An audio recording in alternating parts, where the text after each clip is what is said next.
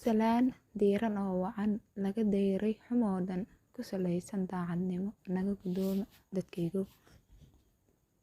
Saaxiibo diranoo dulqaad bas iyo dahabkana ka qaalisan daryeel iyo daneen badan ruuxdoodu daahirta. Markay noqoto diintana dadaal aan lagu gaarayn duxdii aqoontana agtooda ay dareerto halka ay dul joogaan baan idiin tilmaamiye dulka dhagaha maqalkii iyo amaahiya dareenka.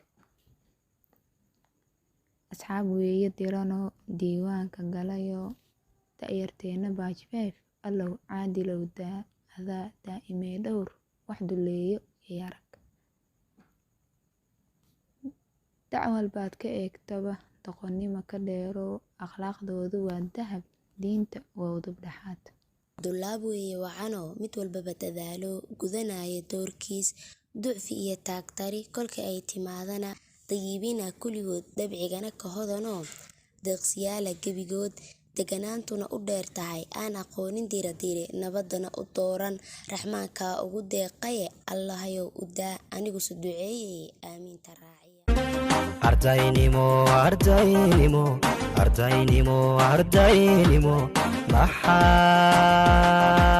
maxaa ka haboon wax baynu nahay ubax astaan baynu nahay qaran udub baynu nahay calan arlaadiina togaye midkaan mid lacayna aan ku kulmi doono waxaan idinkaga tegayaa sidaa iyo ammaano Allah.